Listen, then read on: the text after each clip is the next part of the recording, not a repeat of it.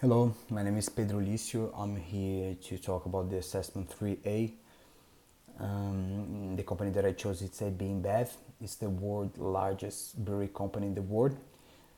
At the moment, they operate with 25% of the global market share, so they're the top one company in terms of beer, in terms of beer and beverages. And we're going to cover four topics: ethical organizations, culture and diversity, competitive advantage, more about like strategic people management, and the last one is fostering innovation. So we're going to start with an ethical organization. To start with that, I'd like to highlight two main principles of the company. The first one is the leadership by example is at the core of our culture. We do what we say. The second one, it's we never take shortcuts. Integrity, hard work, quality, and responsibility are key to building our company. So we try to do, like I mentioned before, we do what we say, but sometimes just words are not enough to make sure that everyone is doing the right thing. So we've got some tracking programs. One of them is regarding how the sales process are being conducted. So if you have a point of sale that it's usually buys $1,000 per week, and suddenly this point of sale it's buying a $5,000 a week, and we see on their historical buyings that they never like bought this before. So our system show us that that could be a fraudulent order. So it's one of our tracking programs to make sure that all the sellers are doing the right thing. We've got workshops talking about ethics.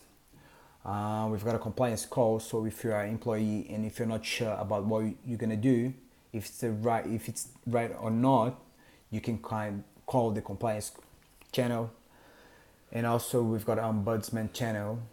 If you feel that you're being arrested, or if you feel that like you something is wrong in your work environment, so you can call the ombudsman.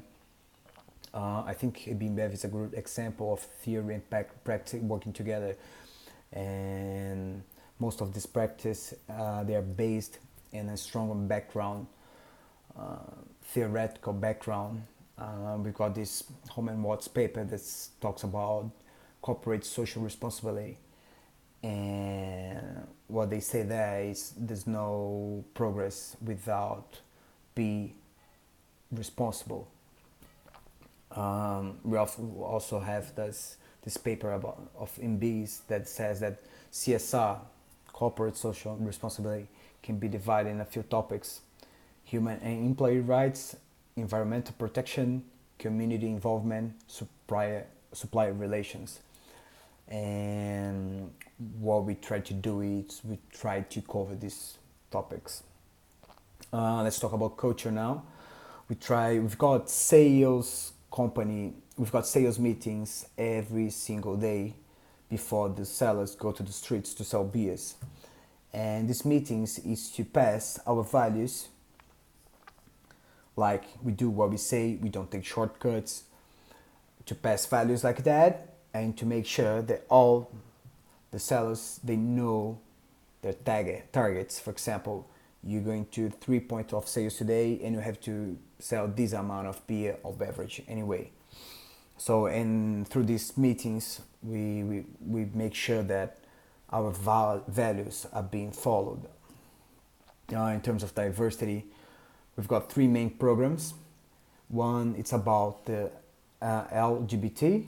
The second one is about race, and the third one is about women empowerment. Each of these programs has ambassador on each unit of the company, and those ambassadors they're responsible to spread the word about diversity and make sure that they're not only talking about them but they're living that as well. So now I'd like to going to the next topic. We're going to talk about competitive advantage through strategic people management, and I'm going to start with a different perspective, because I was studying with good practice that we do, and now I am gonna admit that we have to develop ourselves in terms to be more strategical. We have a gap that we have to cover, and in order to cover this gap, we have this program called HR of the Future. And the main thing about this program, it's like our HR has to be less operational.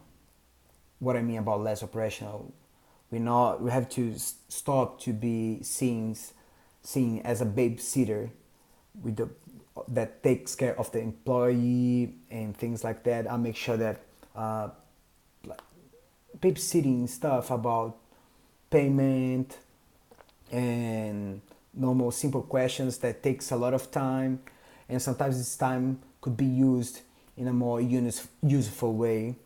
And when I talk about useful way, I'm talking the HR working as a business partner, not as an operational arm of the company, but working as a business part to make sure the company is achieving their results. We've got a few initiatives to build this HR of the future. One of them is the people cycle that analyze the development of the employee inside of the company. And the second one, it's more like about evaluation that is inside of the people cycle.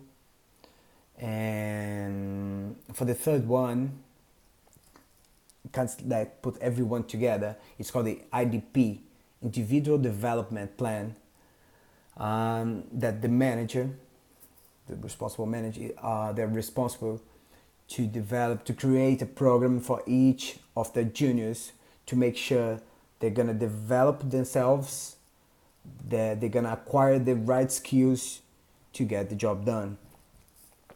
And this program, it's connected with the last topic that is fostering innovation. We believe that this program that we are developing, the HR of the future, is going to give us a leeway to develop ourselves and to keep our results consistent and make sure that we can handle the problems of the future. So just to be clear one more time, HR of the future, we're gonna talk about the HR be seen as a business partner. In the future, we expect that HR disappear, and the managers, they're gonna be responsible for their own teams. And the strategic role, it's more into the strategic role of the HR that's not going to be HR anymore. It's going to be a more field job, not in the office, more a field job, seeing what's happening on the operations and try to help them towards their goals.